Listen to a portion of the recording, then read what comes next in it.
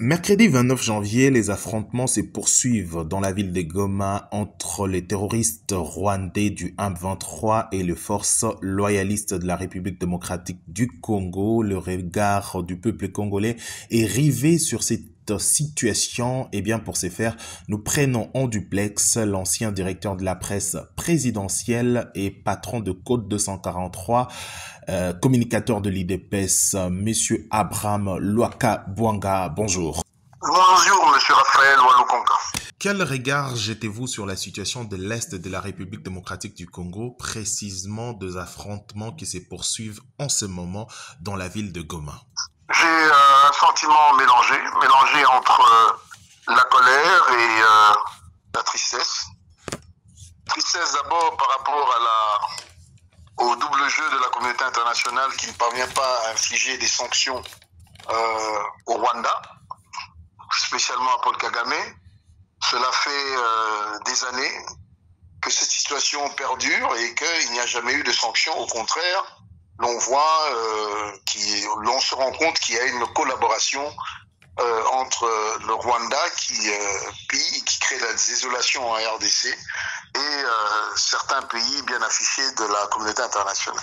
Là pour des gains pécuniaires, cela pour nos minerais. Jusqu'où mon deuxième sentiment, comme je dis, celui de la frustration, parce que je me rends compte qu'en effet, le chef de l'État est petit à petit en train de rebâtir une armée. Celle-ci, contrairement aux années antérieures, au pouvoir antérieur, a résisté et continue de résister. Au moment où l'on vous parle, là où je vous parle, nul n'a la précision pour nous dire que effectivement Goma serait tombé comme on l'entend dans certains médias internationaux. Un groupe de Congolais, de militaires congolais continue de résister. Un autre groupe par ailleurs avait tactiquement poursuivi l'agresseur jusqu'à Gisenyi, ce qui répond en fait aux conditions établies des règles internationales qui disent que lorsqu'un agresseur vient dans votre pays, vous avez la possibilité de le suivre jusqu'à 30 km dans le sien. Donc la situation est celle-là.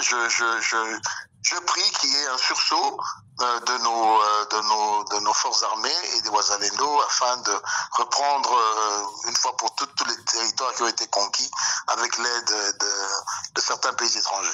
Et quelle est la configuration actuellement à Goma? Comment la situation se présente ce matin? La situation est difficile, elle est catastrophique parce que cela fait 48 heures que Goma n'a pas d'électricité. Les fournitures des dessertes en eau sont difficiles également, sans oublier que Goma a été prise en éteignoir depuis que le RDF d'armée rwandaise avec ses M23 ont attaqué Ské et Minova. Donc Goma s'est retrouvé pratiquement sans source d'approvisionnement et on a un problème humanitaire de taille. Donc nous devons absolument, quand je dis nous, c'est-à-dire le gouvernement congolais doit prendre la mesure de ce qui se passe et fournir les efforts, tripler d'efforts, de manière à ce que cette situation puisse connaître une meilleure solution. C'est difficile et l'on nous dit qu'il y a beaucoup de cadavres qui sont également dans la ville, donc il y a un travail qui doit être fait pour assainir la ville et l'approvisionner en eau et en électricité, sans oublier tout ce qui est nourriture.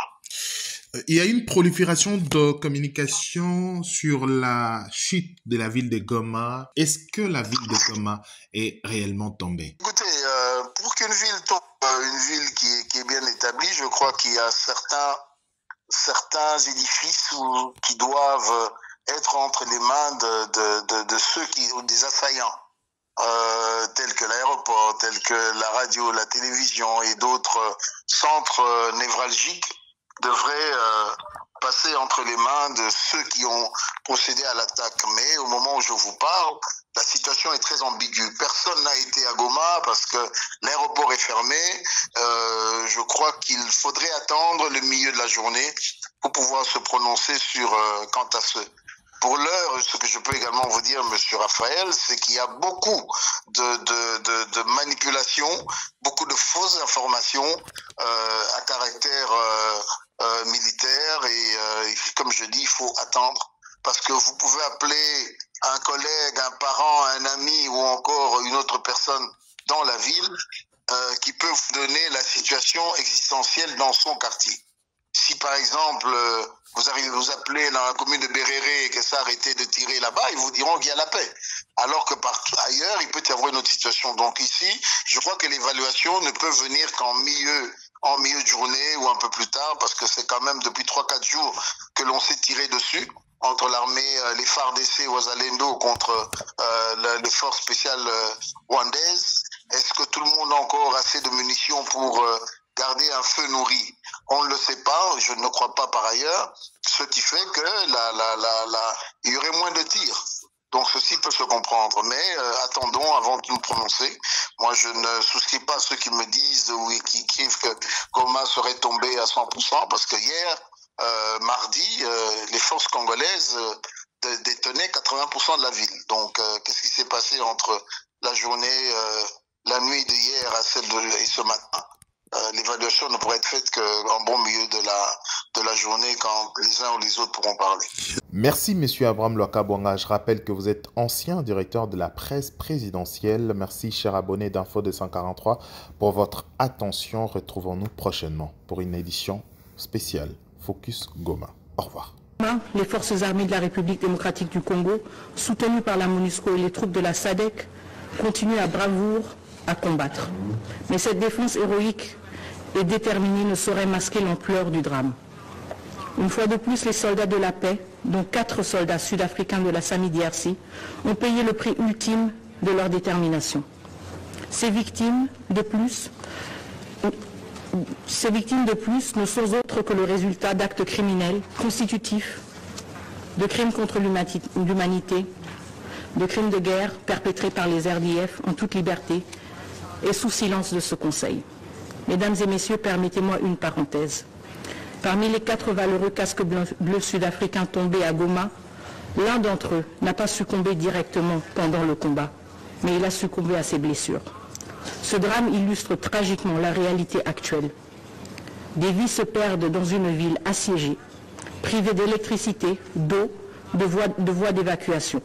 Tel est aujourd'hui le sort de millions de personnes à Goma, piégées, sans accès à l'eau, à l'électricité, à la nourriture ou à un abri sûr. C'est la tragédie partagée par les citoyens congolais, ainsi que par des milliers de soldats de la paix et d'humanitaires pris au piège. Je remémore les mots poignants de la représentante spéciale, Mme Bintou Keïta, il y a 2 jours. Nous sommes piégés. We are trapped. Les dernières 24 heures, plus de 100 blessés ont été accueillis dans les centres de santé du Comité international de la Croix-Rouge. Et la situation humanitaire continue à se dégrader, avec plus de 500 000 nouveaux déplacés dans la province du Nord et du Sud Kivu, pour le mois de janvier uniquement. Les forces de défense rwandaises et leurs supplétifs du M23 ont franchi nos frontières, occupé nos villes et nos villages, chassé nos compatriotes de leurs foyers et instauré une administration parallèle, en violation du droit international, et ce, en violation des positions claires de ce Conseil. Jusqu'à quand le Rwanda continuera-t-il d'abuser votre respect et de votre autorité? Quel instrument international doit-il encore violer pour que ce Conseil prenne enfin